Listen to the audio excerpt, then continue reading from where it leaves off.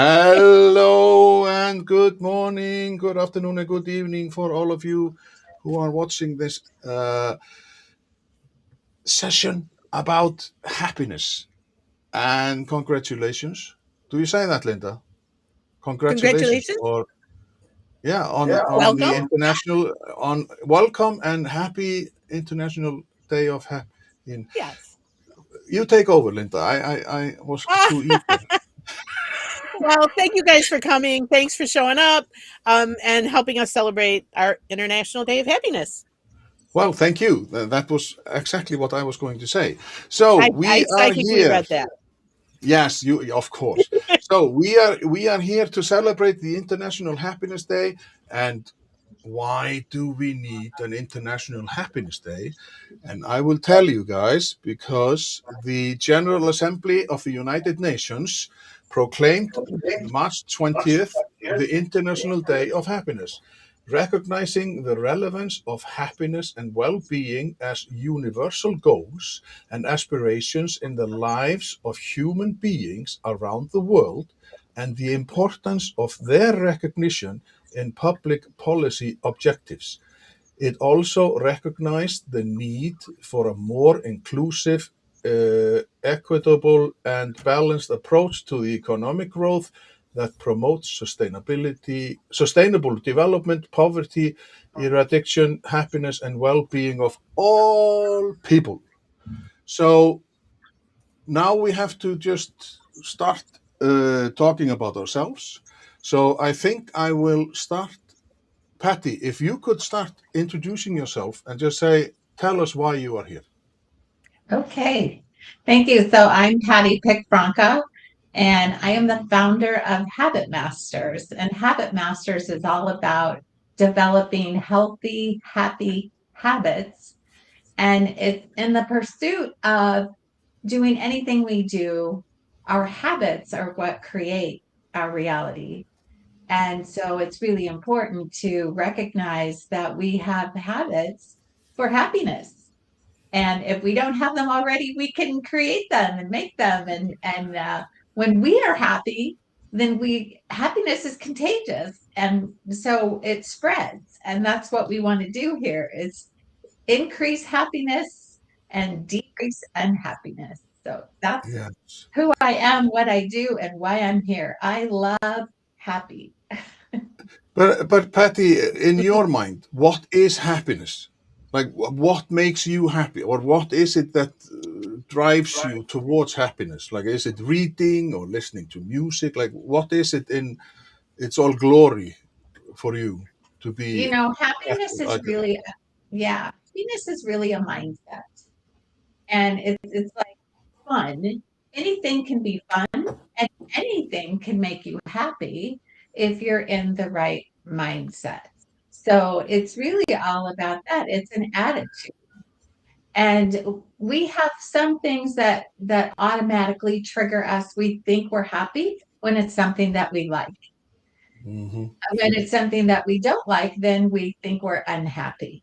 But it could be an external thing that is triggering you to feel happy, but happiness is also an internal thing. So it's the way that you perceive the world, the way you look at the world. And one person's trash is another person's treasure. One particular thing can make one person happy and another person unhappy.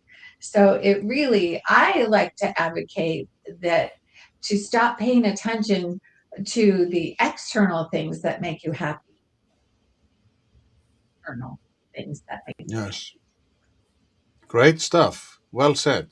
So, Skuli, you are the youngest of the bunch, but there was a reason I asked you to be with us, because the theme of the day is social media and happiness, and you are head of the Icelandic Safer Internet Center.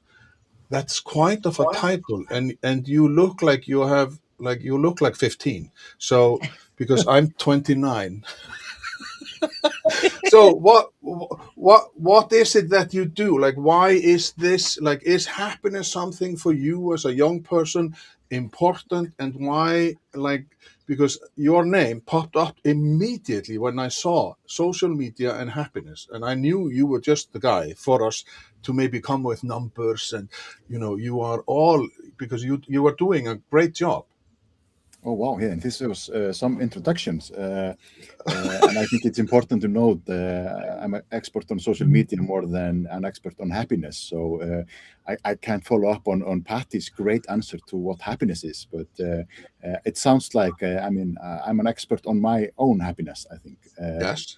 But yes, the title is quite big, and sometimes it's daunting when I look at the tasks ahead, because my job is to reach people of all ages. We are talking to seniors, children, adults, and we're trying to improve the safe internet uses of them all. Main topic is media literacy. Media literacy is kind of the legal foundation all of my work is built on. So my day can be going from schools, speaking to children down to 6 years old about how to stay safe online and improve those with a positive experience on internet usage and social media. And the day can end in matters of national security on cyber attacks. So it's quite of a broad spectrum. We do research, education, awareness. And yeah, it's really fun. But the most fun part, of course, is meeting people around the country and trying to, like I say, our main goal now. Oftentimes we think about we need to lower the numbers on cyberbullying. We need to lower the numbers on cyber crimes. It's definitely a goal of ours. But the newest goal is trying to make the numbers of those who have positive experience of online use a little bit higher each year, and I think we can do it. But what is in your mind? What is happiness to you? Like, what when you talk to your friends, like, what is happiness? Is happiness to have a house, a Porsche, or a Tesla, or like, what is happiness? And as Patty mentioned, is it the external things, or are young people, have they started to look inwards? Like, how do you measure happiness? Like, because you are, like, I can see that you are, usually when I see you, you're always smiling, because there is something like, but some people are like that. So what is happiness to you? Just, if you just doink answer. I was really nervous that you would ask me these questions because Patty was so good at answering it. Being the youngest, I might have a bit of a naive perspective on this, but what I think about, of course, being young, I used to be driven about having a bigger house and bigger cars, and all of my friends were talking about the things we own. I wanted to become a boss and control people in my work, but a starting point, a turning point is kind of around 30 years old, and then we are all kind of figuring it out that being a boss isn't that nice. Spending all our time at work is kind of boring. We are having kids, and we're kind of finding out that there might be some better usage of our times than being constantly just dreaming about our work. So I'm kind of now at this turning point. So I would say a key component in my happiness is being in control of my decisions about my time, and that gives me freedom to make decisions, and the decisions I'm trying to put them more towards spending time with family and friends rather than my work. But my work is really demanding, so it's difficult to find the balance. But great answer, because that is, I think I had the same experience, because there is something, there is a shift when you get at a certain age, because you are driven by something, and then all of a sudden, like, ugh, I'm tired. Do I have to do this? Yeah. So if we, thank you for this, Guli, but Linda, because we talked on my other podcast, the Inspiring Conversation. So let's talk about you now. Why are you so interested in happiness?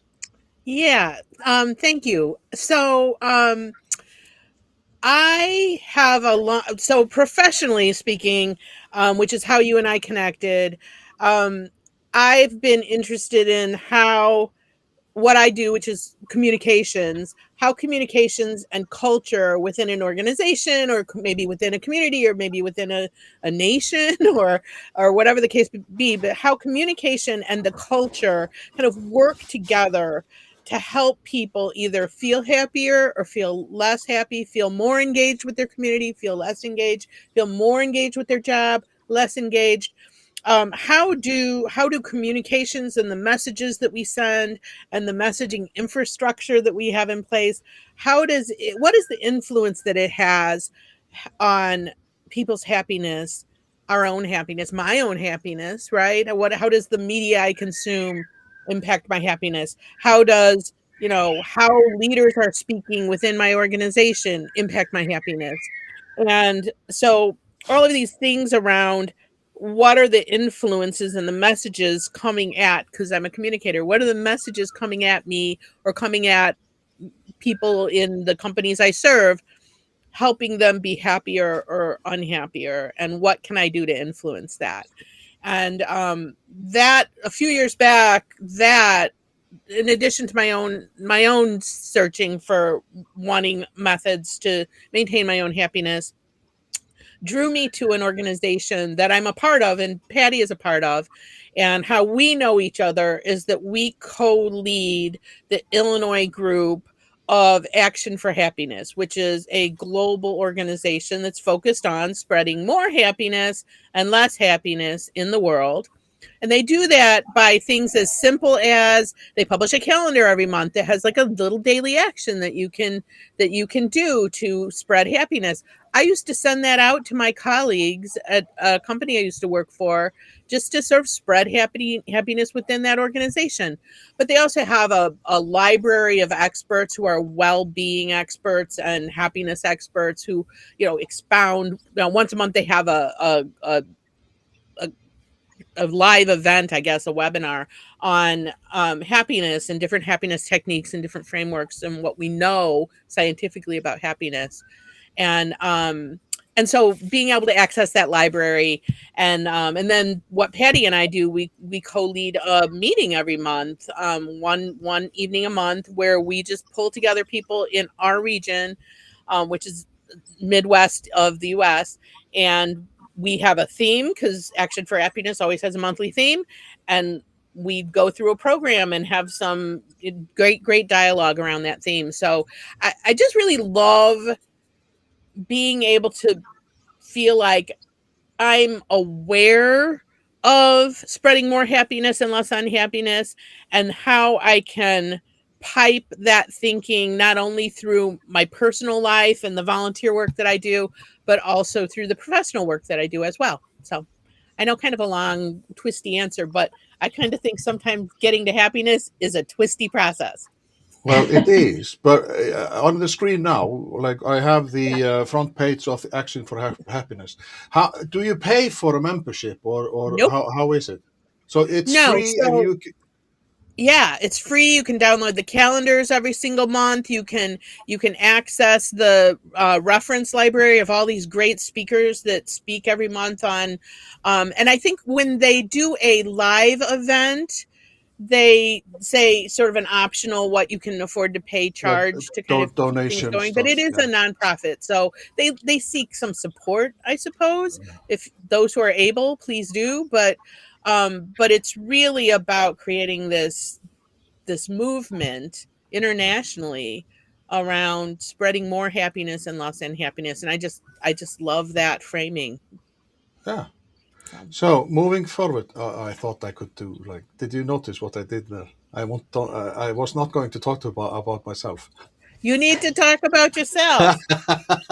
No, yes. So I am self-proclaimed Iceland's chief happiness officer because in December 2019 I went for this chief happiness officer academy in Copenhagen in Denmark. and I met some fantastic people. 4 days, and I'm still talking to them. Like, and it's Nice. 2026, and we are still like talking together, reminding ourselves of how the good times. And when I came home, my wife at the airport said, like, okay, stop, like, time out, because I was just like, yeah, and we can do this and we can do that, and blah, blah, blah, blah, blah. And she was just like, time out, are you in a cult now? And I was just like, no, I'm talking about happiness. Blah, blah, blah. I continued. But there is something about, because as you grow older, I have come from a difficult background because my father was an alcoholic, like strenuous homes and upbringing, but I was always happy. Like, I was always smiling. People said didn't notice anything because I was always smiling, and maybe it because I was but just in my own world. I don't know, but and then met my wife. We have been together for 40 years, and we have been on a journey together. We decided not to speak ill of the people we know, why they are dressed like this on the TV, like, why talk about, what is that, an envy, like, what is it? Waking up every morning, listening to the birds is the best thing ever, because then you are just like, oh, it will be a great day. Or just walking around, watching the ducks. Why are they doing it like that? And like discussing, sitting, just taking a moment. And for me, and same as when, of course, the greatest thing ever is 25 years ago, I had my twins. I think I'm still 29 plus. And when having those little people in your hand, and you are just like, how on earth? Then you have to step up. There is no use for you to be negative and a sourpuss or whatever you can call it, because I had enough of it when I was growing up. Like, everything was toxic and stuff. So, and we told our kids that if they wanted to be like the garbage man or a woman or a person, then they could be that as long as they were happy. We are not to dictate what they become. So for me, happiness is just to sit. I can sit at a coffee house and just imagine, like, oh, this one is hurrying because, and making stories up in your head, and just like, why are you doing this? When people honk on the, like, when we are going home driving, and I say, oh, this person must have had a bad day, and Mhm. it's just calming and noticing and experiencing. So that for me is like the thing. And since December 2019, this has been my mission, so to speak, because it's just, I thrive on speaking to interesting people, inspiring people, like Linda, like Hank Timmerman, 80-year-old guy who walked when he was 72. He walked Appalachia Trail in the US, 1,500 miles. The Appalachia Trail is 2,200 miles, Skúli. That equals 2 times around Iceland. Wow. And he walked 1,500 miles with his brother who was 71. And then we talked about, his stay in Vietnam. And like, I was there, I had to remind myself that I was a host because he was so fascinating. And what people bring to the table, it's just amazing. So, and that's Yeah. why, like, I love a guy like Skúli. We are not like, he is from up north in Iceland, but he is just a guy that is really good to follow and see, and how he has evolved. And it's just makes me glad, because I'm all for that the youth take over. So that is brilliant. So that was me. Now we will take another step. But let me remind you, people who are watching, and that is what Kirsten Anderson, the how do you say it? Nice. Paleologist, brilliant I like brilliant. it. Like that is just excellent. And she talks about autonomy, freedom, flexibility, and variety definitely contributes to happiness at work, and not Yeah. only happiness at work. So, Yeah. people, I please like that. bring your questions. Ask us, do something, because now I want to ask Skuli, just because I know that you have some numbers, and the day is about social media and happiness.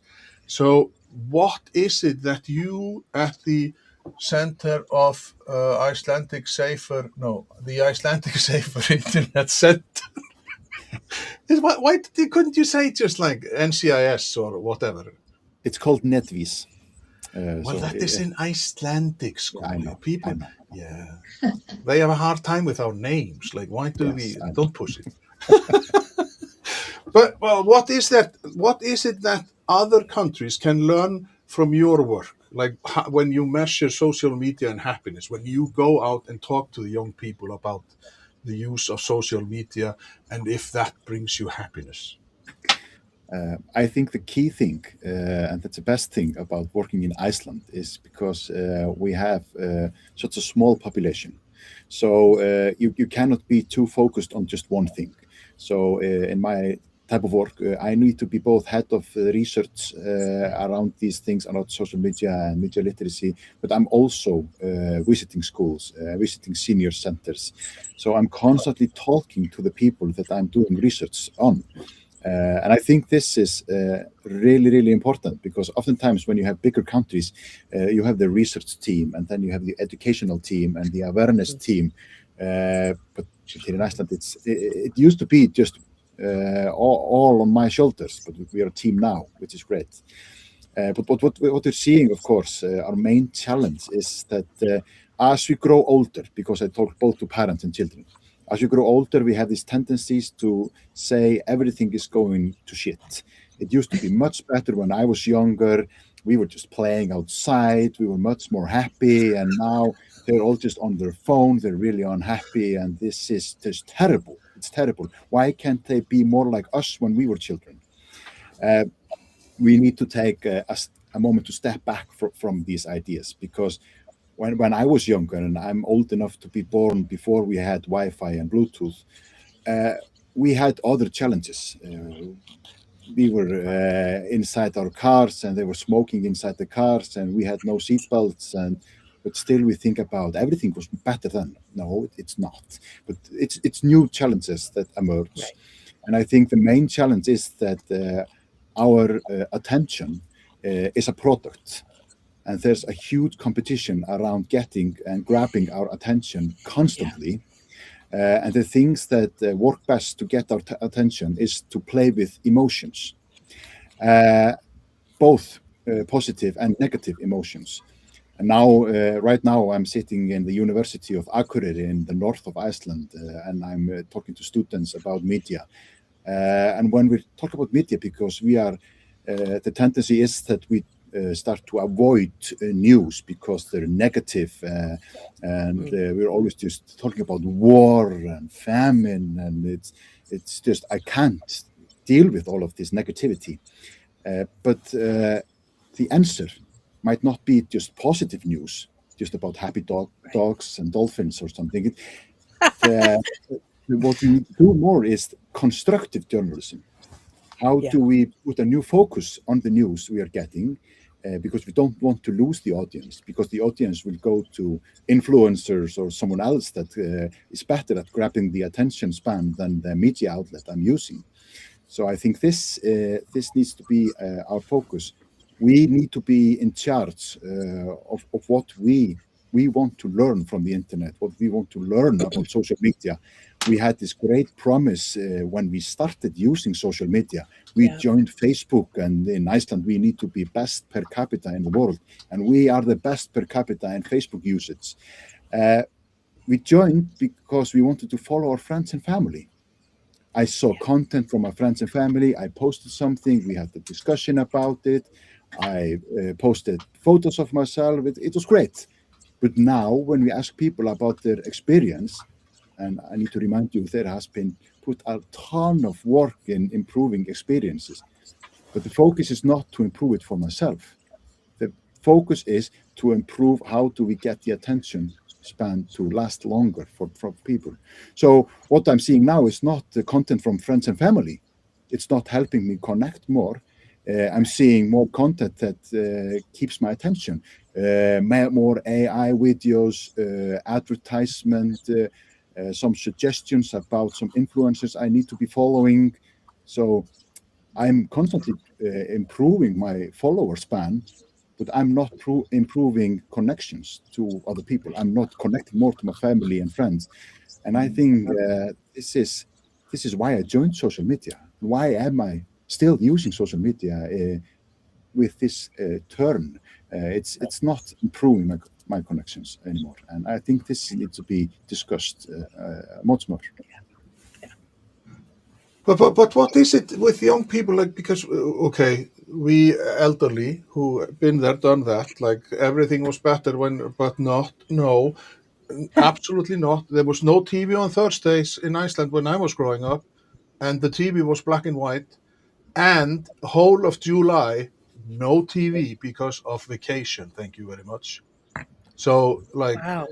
the hardship, it was horrible. No, but scrolling, like I know that you two ladies, like Patty and Linda, you will probably concur when you say, like, you start scrolling, you are on social media, and then all of a sudden it's just like, what have I been here for an hour or whatever? Like my wife constantly nags, like, now I have been like 30 minutes of nothing, Yeah. just dumb scrolling. So what do they say, the young people? Like now you're talking about the students in the news world and stuff. Like what do the young people say? Do they feel sad, or like what is it that you talk about when you are engaging in a conversation with young people or older or seniors? Yeah. And that number one for young people is we need to be talking about adults as well, not only just the youth and children. Yeah, yeah, Rules should also apply for you adults. You are the role models. That's yeah, number one what they say. They are talking about the environmental impact. They are talking about I grew up using the internet to search, to evolve, and now I'm seeing just this ton of AI stuff polluting the internet, and you do nothing to keep it safe. I want the internet to be great for the coming years and decades, and you need to keep this platform safe for us all. They are talking about us using our children as great materials for our own likes. We're not asking for permission. They want us to put in more laws about my identity, and that not anyone can take my face or my voice and use it with artificial intelligence and mix it up to make something new with it. So they have very progressive ideas about what we should be doing, what step we should be taking. But what is most important, I think, is that a lot of them have positive experience with the online world. But what is common with all of them is that they tell us that they have parents that have this discussion back at home about safe use of internet. They want to have these discussions with us. If we don't discuss both the internet, what's happening in the world, there's always someone else online, an influencer that wants to grab it and answer all these questions that I'm not asking or anyone's willing to answer in my environment. So yeah, I think just you're correct. Yeah, we need to be listening to the youth. We need to be having discussions with them, and in these discussions, I think we can together improve positive experiences online. So yeah. I have a question around social for you, Schoolie. Did I say that right? Schoolie? Schoolie? Great. You'll Yes, take it. fully. Okay, good. Yeah. Um, so, here in the US, I feel like, and again, it is, I am commenting on the youth, right?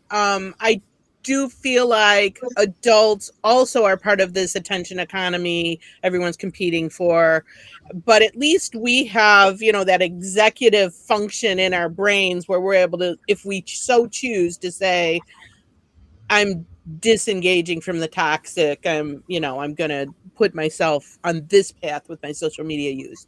And I know I've done that. So at least even if I am part of the attention economy, I'm giving my attention in a way that is constructive versus destructive. But I think about there are many different social media platforms. It feels like there's an entry point, the gateway drug of social media. And I mean, whatever platform that might be, TikTok, or it might be, it's probably not Facebook for young people anymore, right? But they come in, and then there's gaming platforms, and then there's these 4chan type sub type social medias, and they get darker and darker as one moves down that pathway. Is that a problem in the international? I mean, are you seeing that in Iceland as well, or is that a uniquely United States problem? Because, you know, I actually do feel like there maybe need to be laws that kind of keep this kind of, around what you should be exposing young people to, right? Definitely. And in my line of work, what I'm constantly reminding everyone on is this 13-year-old age limit for social media, based on data protection, which is, of course, really important. But what we also need to look at is how children are exposed to harmful content, also about what kind of people can contact them, these anonymous accounts, people that I don't know, and then this harmful advertisement. Because we have age verifications, we have age limits when we have video games, TV episodes, content in the media. But on social media, we don't look at these things when we are looking at like a video game or a movie on Netflix. So we need to be looking at this in a broader spectrum, because also on social media we have this algorithm that you were talking about. That Yep. I go in and then I'm exposed to a lot of content. And what I'm really interested in right now is, I don't know if you watched Louis Theroux and Manosphere. These ideas that we are seeing now in our research as well is that young guys, particularly, they are going to the darkest places on the internet. Yes. Uh, Yes. and what is that all about? And we tend to say that, okay, young guys, they are the problem. No, young No. guys are not the problem. Definitely not. None of them. When we look at what they are searching for, they're searching for connections. They're searching for purpose. They are searching, how do I get a girlfriend? How do I gain some money? How do I gain value? How do I look better? The All of these looks maxing thing, right? yeah. Crazy. The first look, they're looking for things that are totally normal. I was looking for the same things when I was younger, but then I'm exposed to looks maxing, bone smashing, tapping a Yes. jawline to get it better, injecting myself with steroids and peptides. Those who teach me how to get a girlfriend have a terrible look on feminism and the role of women. So I'm exposed to all these toxic materials I was not looking for. I was just looking for value, purpose, and connections. Right. So it's not. But there's a shock value as well. And again, these are people who have not yet fully developed their executive function. And so they're at the very age where their executive function is coming to maturity. This is what they're consuming. So it's influencing, it's going to be influencing decades of adult behavior, because it's happening at such a formative stage, I think, right? That's So exactly right. When we are looking at video games and episodes and movies, what we're looking at is it's not only just cursing and blood that you see. It's what can affect behavior in children and youth that have not fully developed their own senses and experiences. that that is the key component we need to That's interesting, protect. Rob. Yeah. I just want to say, like in here in the news in Iceland, recent week, there was some talk about young people mentioning that they were exposed to porn with, like, of course, they didn't want to see it. So where do we draw the line? Like, you can't buy alcohol all over the world. There are limits. Here we have the 20-year limit. In US we have 21-year-old. Why should a 13-year-old all of a sudden be exposed for pornography? Or and not Yeah. to say like, yeah, we have to stop that. So Rab Bessie, he asks, or he says, is it not about dark platforms more? Uh, is it not about dark platforms, but more about the darker users? Both. It is Yeah. hard to identify anonymous users when creating a fake email ID requires no effort. Like Right. it is always like, where is it in the Yeah. procedure? Yeah. Isn't it, Skuli? Like the kids, they do stuff that I did stuff that my parents didn't know of.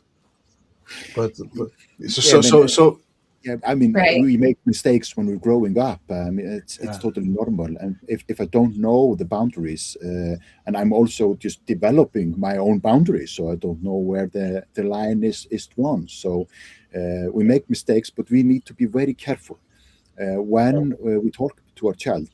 When they go online, it's very likely that at some point someone they don't know is reaching out, and they need Yeah. to know what to do. You don't have to be polite when this anonymous account contacts you. And they might be exposed to something that sticks to your brain, like the song you constantly just are singing all day. Yeah. But this is harmful content. I can't stop thinking about it. yeah, When the best thing I can do is to talk to someone, and the one I talk to can't go into blaming. You shouldn't be watching this stuff. You shouldn't be doing Right. this. That's No, okay. awesome. Oh, you were exposed to this. How can I help you? Let's talk about it. It wasn't your fault. That's how we need to engage Yeah. in I this love that conversation. non-judgmental. I love that non-judgmental and what Rab just said, the whole notion of teaching people. And I think that's what your whole organization is about, is teaching people how to use social media more effectively.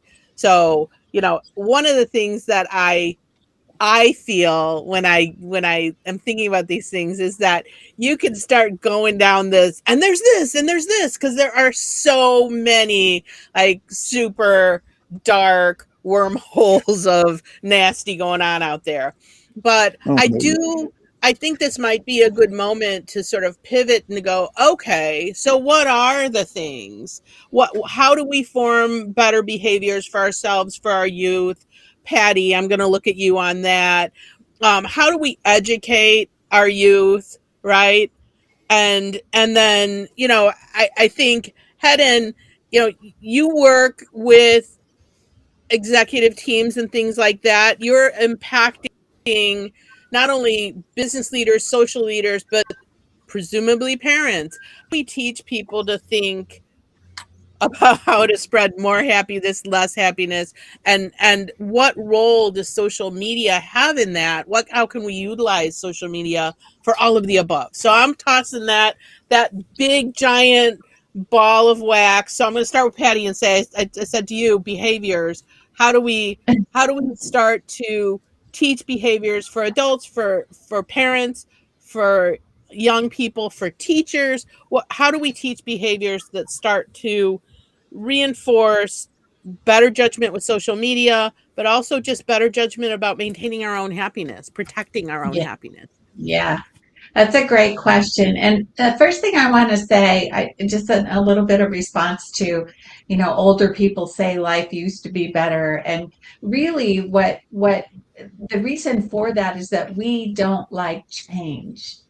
Yeah. When change happens, we don't know how to deal with it. mhm, And that is exactly what's going on with social media. Change happens so quickly that we are not able to keep up with the knowledge of how to effectively deal with it. And so if we develop our skills in dealing positively with things that are out there. Now, we know if there's a stranger on the street and he tells you to get in the car, you're not going to do that. But we haven't equated that on social media to who's the stranger in the Right. car Mm. trying to get you to come along in. We haven't developed the ways to identify who those people are. And so And there's one a of the peer pressure for young people too, right? Like, yeah.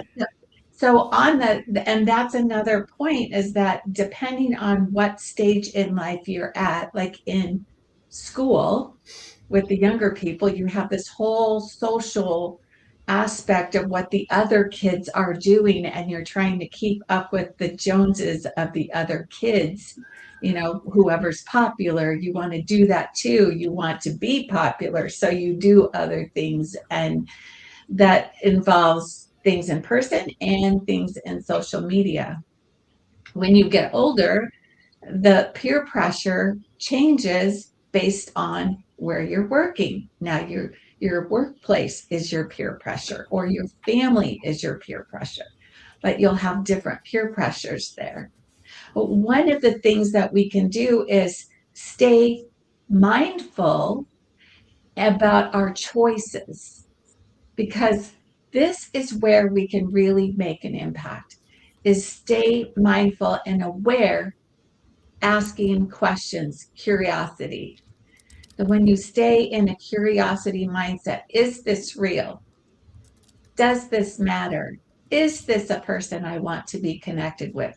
Why do I want to be connected with this person?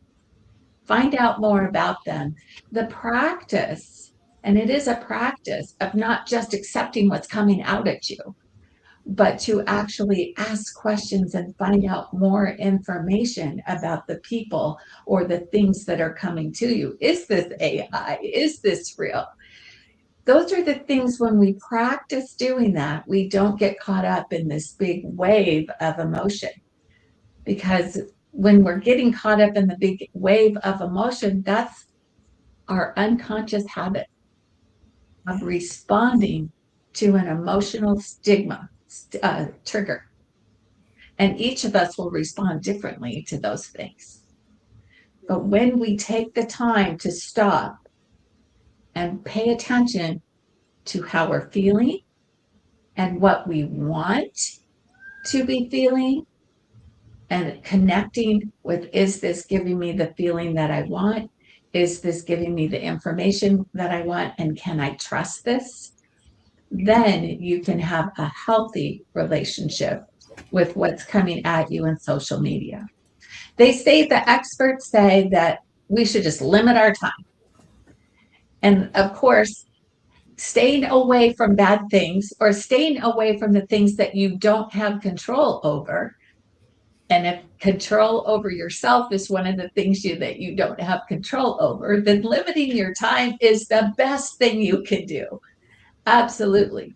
But it would be better to grow your own muscle of having control of your reactions to what you see, than to make it a positive experience. Then you can reject it. You can say, no, this is not for me. Move on. The algorithms and these social media platforms are not going to keep showing you things unless you engage with them.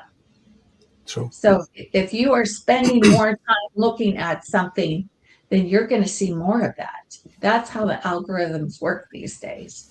So so you have the ability to control, in a way, to reject things. Don't spend time on them. You're not going to see more of it.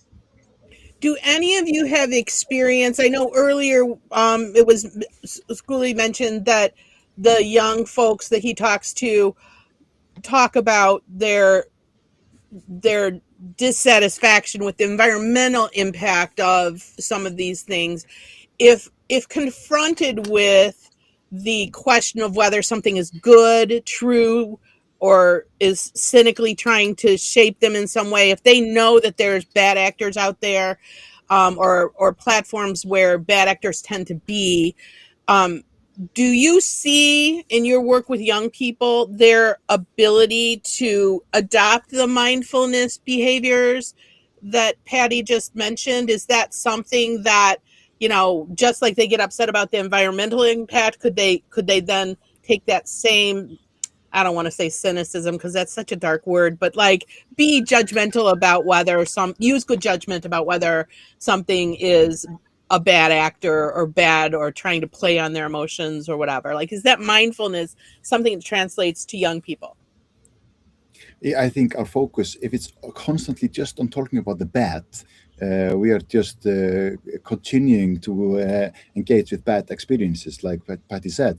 And in all of our educational materials, we are always putting more focus on empowerment and awareness. If I'm only talking about the bad things, I might even make them more interesting. I want to check out these bad things he's talking about. Am I missing out on it? So we talk about how you stay empowered, what you can really do. One of it is, like Patty said, not to engage with algorithm. And one of the best thing you can do also, and I often talk about this story because I used to work as a goldfish trainer and training goldfishes. And it was a class here in the university that was about conditioning. How do you condition behavior? And what we're seeing in our devices when we're opening the apps, we have this constant flow of notifications conditioning us to open them. And then you have all of these things that are engaging, and then I lose track of time. And then I ask the young people, what was the last TikTok you watched? And the number one answer always is, I don't know. So when you talk about it in this way, I don't want to be conditioned by my phone or the apps on them. I want to be in control. So turning off the notifications gives me control. Moving the apps to another place in my phone, or even just, do I need to be present on all of the social media platforms? Do I need to be always looking at Snapchat and Instagram and WhatsApp and Signal if just anyone wants to send me a message and I don't want to be rude? No, I can just check them in my own time. And if it's important, you just give me a call. No problem. So they really respond to these things. That's nice. When we talk to them after, if they try, they always tell us, I feel a sense of relief. Yeah. So definitely we can change the message. You can't have the focus on the bad things. It's not helping anyone. But it is And that, also like and that's the notifications, like there are always pling, pling, pling, pling. When you hear that non-stop, you are always like, and you have to be there. You have to be there. So sorry, Patty, you wanted to say something. I was just going to say another strategy to make social media a more positive experience is to be the creator, be the person that is putting stuff out there instead of the consumer. And this is where we can really help make more happiness on social media. Love that. Sharing positive stories, giving inspirational quotes, or, different things like that, helping people with problems, sharing your own experiences of how you solved your problems. Those are the wonderful things that we can put out. The more positive content that we put out there, the more happy experiences available to people, so that you can engage more with those positive experiences and then have more positive experiences in social media as well. I love I just that. want, I've been doing yeah, that.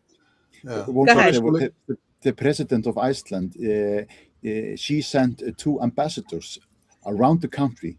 They called themselves the Knights of Love, and they were their only mission was to produce good, positive content on social media, and the Love it. response was brilliant. Yeah. So yes, Yeah. Patty, I Yeah. agree. I More love of that. it. But it is the same thing as Rab Bassi. He commented on what something like what you said, Patty, that you make a good point. As a child, you are told not to talk to strangers, but then online, everyone can appear to be your peer. So why don't we have more happiness online? And that is just it, isn't it? Because happiness doesn't sell. bad stuff, the clickbait. I remember when I was working in the youth clubs, we were always complaining. Everything mentioned on the news, in the news about youth and what they were doing was horrible. It was negative. They were fighting. They were doing stuff, and maybe that was just 1% of everybody. But whereas there were so many things where there was so much good, and they wanted to show that they had something positive to tell about.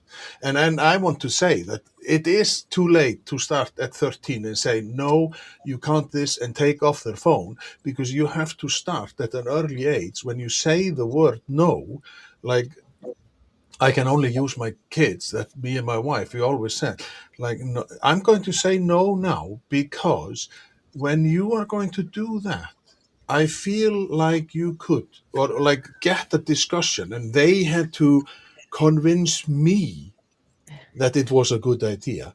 And but then again, if they wanted to climb up a tree, then they bloody well had to find a way to come down from the tree, because you learn from experience also. But sometimes you just have to like get, and it's too late to start at 13 and say, oh, don't be on the social media, because then it's too late, because the age, it goes down more and more and more down. People are Yeah. 10 and they are There's grown up. there are some discussions about people not having a phone, outlying the ability of children to have phones or iPads until In they're schools. 16 or 17 or 18, or at an older age, so they don't have access to these things. And Mm, it's true that social media began as a way to connect with people, and then it became a marketing tool. And when it became a marketing tool, that's when you started seeing all this controversial stuff, because our brains are wired to pay attention to danger. Yeah. And so all the marketing is like, we want to get your attention. So we're going to tell you controversial things and dangerous things. So now you're paying attention to us, and then we can sell you something. And this is why it's gotten this way. And now, for anybody who wants to have a presence on social media, if they want to get attention, they have to compete with all the marketing going on. So that says, okay, do you know that our brains need to see 5 times more positive things than one negative thing in order to Wow. register? wow. Wow. So that's actually part of the thing. We need to put 5 times more positive, happy things Yes. out in social media. We need to I work can harder at I it. can say you can shape the algorithm to reflect what you just said, right? So I've noticed that I have an exhaustion with the negative, right? I'm exhausted by it. It's there's just way too much of it coming at from every direction, particularly at this moment in history. And so I'm exhausted by it. So I've started very deliberately when I see someone post something positive, I engage with it and share it. When I, when and so I am spreading, I'll tell you guys a story. I spread this last week. I was like, I'm really happy about this is a thing that makes me happy is, I'm in Chicago, and there's a huge Great Lake in Chicago, and a woman, we had these incredible windstorms with like 65, 70 mile an hour winds, right? I don't know why somebody chooses to do this, but this woman was walking her baby in one of those cloth strollers along the side of the lake, and the baby blew into the lake. And a man saw that baby blow into the lake, and he just dived in and went and plucked that stroller up, but then he didn't know how to swim. So he's like, well, at least if the baby goes down, I'm going down with the baby. We're in this together, kid. And then another man on the side of the lake took off his Cubs jacket and threw the arm out to the man to allow him to have something to climb up with the baby to get out of the lake. So that is like true community happening spontaneously on the side of the lake to save the life of this little baby. And I'm like, I am sharing this. And there was an interview of the man who dived in, not knowing he didn't know how to swim. And I'm like, can you even imagine that your instinct to do the right thing is so strong that you aren't even questioning whether that's the right thing to do? So I shared that story, and I'm sharing more stories like that that I can find, because I think that feeds my algorithm that I want to see these good stories. And then, I get the reactions from my friends who I think are equally exhausted by all the negatives. So, I do think there's a way to train the algorithm to move in the other direction. Yeah, definitely. But it must be hard, like when you dive into the lake and then realize, oh, I can't swim. But, well, happy endings. But Rab Bessie, who is my friend from the UK, he said, "Schoolie, Patty, and Linda, you make me smile and feel happy. Hayden just makes me laugh." That's how much he thinks of me. But I am a nice guy. But he asked before, how can you measure happiness when it means different things to different people? A moment of silence, a burst of laughter, a sense of recognition, or simply feeling at ease. Because as we started this, and we have 3 minutes to go, we started this conversation about telling what happiness means to all four of us, or each and one of us, and how do we measure it. But like, what, Patty, in your line of work, like when you meet people, like what do you say to them? Too. So that's a really good point, is that what makes me happy versus what makes you happy, and your level of happiness is all subjective within you. So even at Action for Happiness, they'll always ask you, how satisfied are you with your life right now? That is their question of measurement for happy. So your measurement could be, how excited are you about living today? Like how there's all kinds of different questions that you could ask, but ultimately, how are you feeling? Ultimately, it's really, how are you feeling about yourself? Because when you're happy with yourself, then you tend to be happier with everything else around you. It's just like hurt people, happy people, happy people. And and I would and like to put out into the world this challenge as we're coming down to the last minute. How can we concentrate on our own happiness more, and then B, more importantly, how can we happy people? How can we, each of us listening to this thing today, spread more happiness and less happiness in the world around us? And that's my challenge. Skúli, in your line of work, do you remember a situation where you were just like gobsmacked? Like you were just like, that is absolutely brilliant. Why didn't I think of that? Like, have you met some people who just amaze you when Yeah, they constantly. talk? Constantly. I remember, I mean, a few of these moments. One of the moments that I always remember is just when my daughter, she asked me, Dad, when she was 5 year old, Dad, I don't like it when you are just on your phone and we're watching a Disney movie. Can you stop it? Ooh, ooh, ooh. And I tried to watch the whole movie without looking at my phone. It was terribly hard. And I felt just when my friends started chatting, and I was thinking, okay, I might just pretend to go to the toilet. She won't notice anything, just to answer them. And I was thinking, what are you thinking? She's just asking to be present with you, watching this movie together. So this is just a reminder. Our children, they don't ask too much. And now we have this rule: when we do something together, it's just watching a movie, or when we play together, no phones. But it's not only just about the phone. It's just about what we do together. And when I talk to people and parents, they always share these moments when they just put away their phone and they were present in the moment, because I was present, but I wasn't really. I wasn't with her. I wasn't enjoying the moment. So I think the message needs to be more present in the moment, and we can use the screen also together. We can play a video game together or watch a movie together.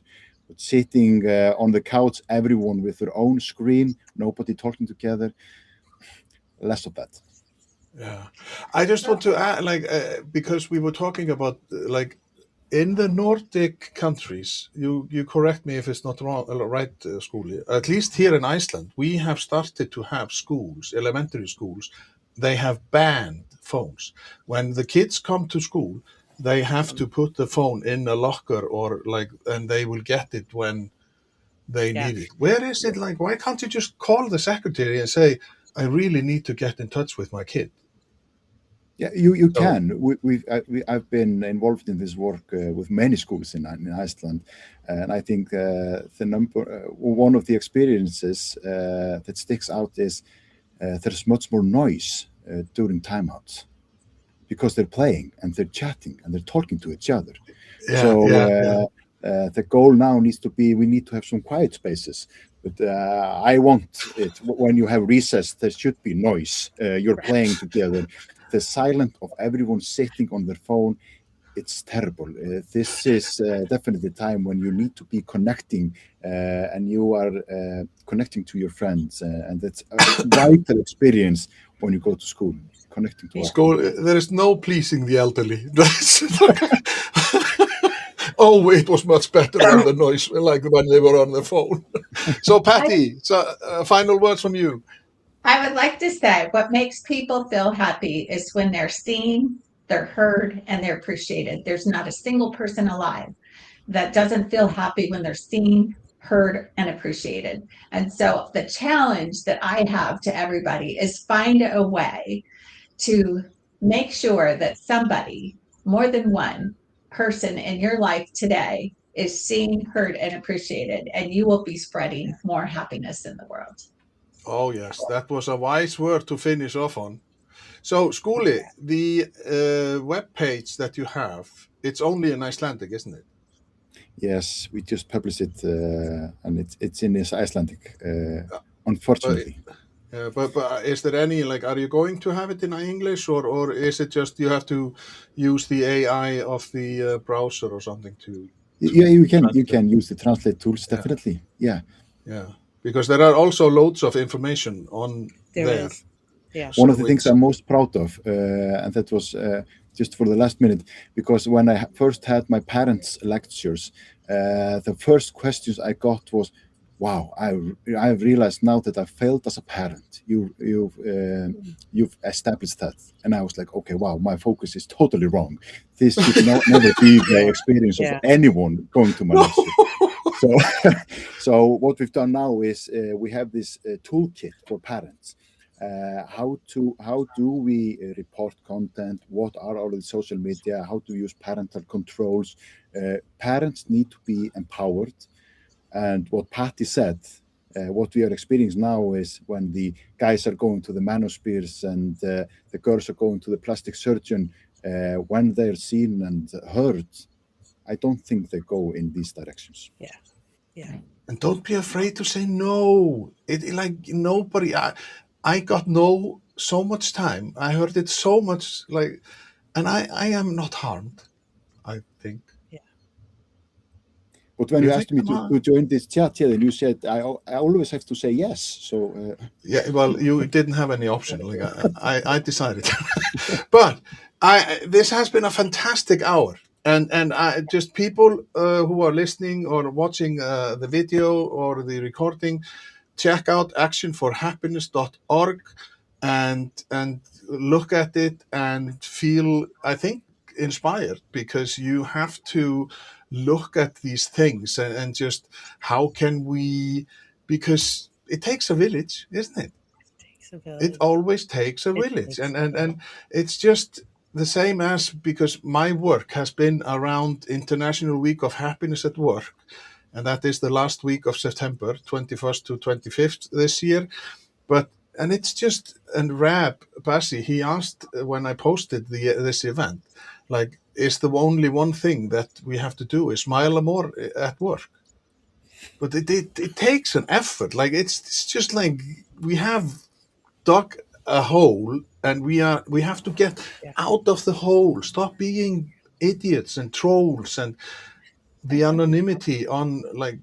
But that is worse. Like, what is worse, being anonymous and being a troll, or being like when you have your face on and say something horrible to a person?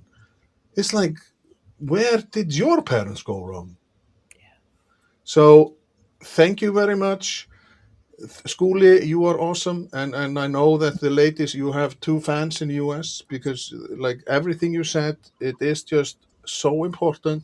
Patty, love to meet you, and I'm grateful for Linda introducing us to you.